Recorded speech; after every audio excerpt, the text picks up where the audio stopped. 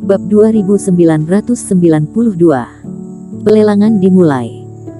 Tapi di dalam ruang pribadi, Sarah Fan, Gong Yao, Ramaji dan orang-orang ini, mereka bisa dipercaya sendiri, tapi belum tentu berdasarkan karakter Nicholas Peng. Tapi bagus juga orang ini tidak ada di sini, dia tidak ada, mudah untuk membeli barang-barang sendiri, agar tidak membiarkan orang ini mengetahui rahasianya. Saat ini di dalam ruang pribadi lain. Pemimpin, kami mencoba menyelidiki, tetapi paviliun harta karun sangat ketat tentang area ruang pribadi, dan kami tidak menemukan di mana Harry Ocheng berada. Di depan Senot Zhang, seorang pemuda berpakaian abu-abu memberi salam untuk melapor. Yah, lakukan saja yang terbaik, dan biarkan saudara-saudara mengalami hari yang berat di luar jurang galaksi. Kita harus tahu saat anak ini masuk jurang galaksi. Mata Senot Zhang bergerak, merasa sedikit disayangkan. Token emas, dia ingin mendapatkannya untuk waktu yang lama. Dan mengambilnya dari Sony Yuan dan yang lainnya terlalu sulit, Eric Qin adalah yang terbaik. Mencari Eric Qin untuk bergabung tadi malam adalah kesempatan terakhirnya. Karena Eric Qin tidak setuju, jangan salahkan dia karena bersikap kasar. Dalam hal peringkat-peringkat galaksi, dia bahkan lebih tinggi dari Eric Qin. Dalam hal pendukung, ada 15 master peringkat galaksi dan ratusan fase peringkat kultivator yang mengikuti perintahnya. Kecuali Eric Qin bisa mendapatkan beberapa harta karun teratas dari pelelangan hari ini, atau dia akan bertarung dengan mengandalkan kesetiakawanan dengan temannya. Ketika semua orang duduk, waktunya juga tiba untuk pembukaan acara. Di aula lelang, cahaya di sekitarnya berangsur-angsur menjadi gelap, dan hanya platform lingkaran pusat cahaya yang paling makmur di seluruh aula. Master Yor Sokongge pernah dilihat sebelumnya, masih dalam jubah putih itu, terbang ke tengah panggung bundar sambil tersenyum. Terima kasih teman kultivator telah datang ke pelelangan paviliun harta karun. Aku adalah juru lelang hari ini Yor Sokong. Barang-barang lelang hari ini telah ditampilkan di slip giok semua orang. Ada banyak jumlahnya, tetapi semuanya benar-benar luar biasa. Oke, jangan bicara basa-basi, sekarang biarkan aku menunjukkan harta yang pertama. Master Kong menjaga kata-katanya tetap singkat, dan setelah mengucapkan beberapa patah kata, dia memukul Reiki langsung di lantai peron. Saat cahaya pola formasi beredar satu demi satu, semua orang menemukan bahwa platform itu terdiri dari formasi yang besar. Di tengah formasi, ada mekanisme khusus, saat Master Kong memainkan Reiki, harta karun perlahan naik dari bawah. Semuanya, item ini adalah armor zaman kuno. Meskipun teksturnya cukup keras dan tidak cocok untuk kultivator yang cekatan, itu juga merupakan barang dewa kelas 3 yang asli. Begitu tampil, paviliun harta karun mengungkapkan harta karun tingkat barang dewa, yang membuat mata banyak kultivator berbinar. Meskipun baju besi keras ini tidak cocok untuk semua adegan, kelebihan dan kekurangannya sudah jelas.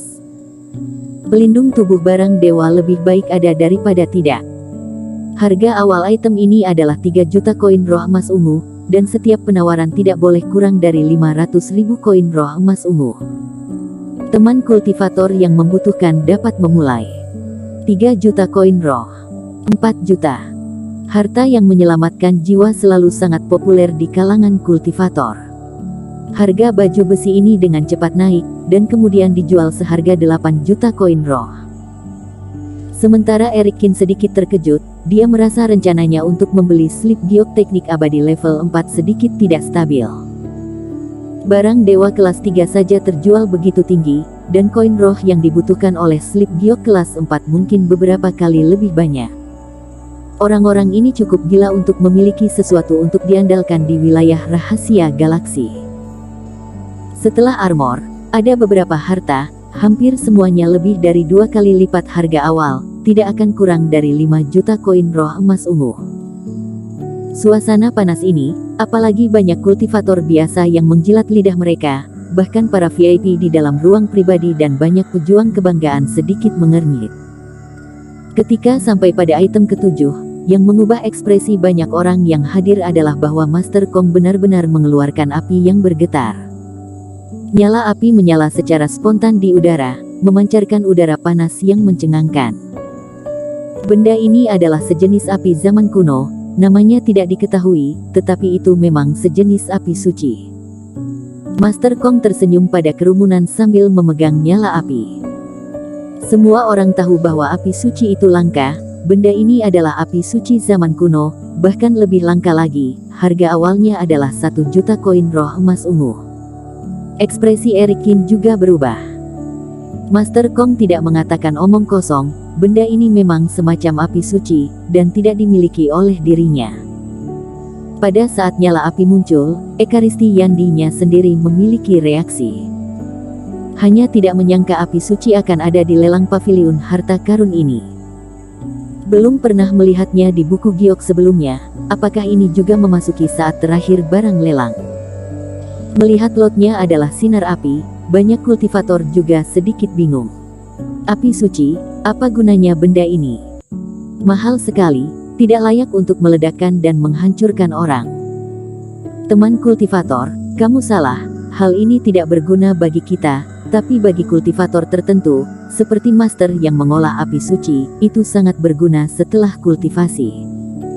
Ya, misalnya teman seiman yang bersinar tadi malam, dikatakan adalah kultivator api suci yang sangat kuat. Dengan mengangkat tangan, ada 10 jenis api suci. Benar-benar membakar segalanya. Kak Erik, apakah paviliun harta karun ini melawanmu? Ramaji mengerutkan kening. Api suci sulit ditemukan, dan sepertinya tidak ada masalah dengan lelang benda ini.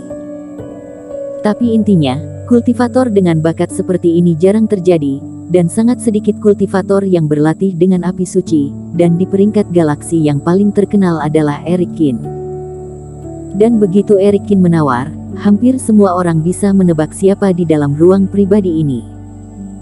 Awalnya merupakan ruang pribadi yang tertutup, dan semua orang tidak mengetahui identitas kultivator. Tapi begitu paviliun harta karun melakukan ini, asalkan Eric Kin yang tawar, maka siapapun bisa menebak siapa di dalam ruang pribadi ini. Ini sedikit kebetulan, dan sengaja mengeluarkannya sedini mungkin, sulit bilang tidak sengaja melakukannya. Ye Zun juga mengangguk. Lalu apakah kita masih menawar? Tawar, kirim api suci ke mulutmu, kenapa tidak melakukannya? Eric Kin tersenyum kecil. Apakah ketua paviliun harta karun pendendam seperti itu? Dia mengambil 2 harta milik paviliun harta karun, yang berarti dia memanfaatkannya, terutama setelah mengetahui bahwa dia telah memberikan manik es dingin. Alhasil, keesokan harinya, paviliun harta karun sengaja mengeluarkan api suci untuk dilelang, dan ternyata begitu cepat keluarnya. Tetapi bahkan jika itu terungkap, dia juga harus mendapatkannya. Dengan setiap tambahan api suci, api ilmu sihirnya bertambah kuat, dan sekarang dia memiliki 18 api suci, ditambah yang ini, mendekati 20. Untuk menyembunyikan identitasnya, lalu mengabaikan benda yang dapat meningkatkan kekuatannya, itu baru namanya dikerjai oleh paviliun harta karun. Api suci keluar, dan penawaran segera dimulai. Meskipun tidak banyak orang yang berlatih api suci, namun kultivator sumber energi banyak, sehingga beberapa orang juga tertarik dengan benda ini. Apalagi harga awalnya tidak tinggi, hanya 1 juta koin roh. Harganya tidak naik dengan cepat, tetapi dengan cepat mencapai 4 juta koin roh emas ungu. Itu hanya api suci, bahkan jika itu adalah zaman kuno, sudah gila bisa menjual setengah harga dari barang dewa kelas 3. Dan harga terakhir ini persis ditawar oleh Eric Kin. Setelah harga ini muncul, adegan menjadi sedikit lebih dingin. Banyak orang melihat ke ruang pribadi yang menawar harga. Berada di ruang pribadi VIP, dan bertekad mendapatkan api suci. Mereka hampir yakin bahwa kultivator di sini adalah Eric Kin. 6 juta. Bersambung.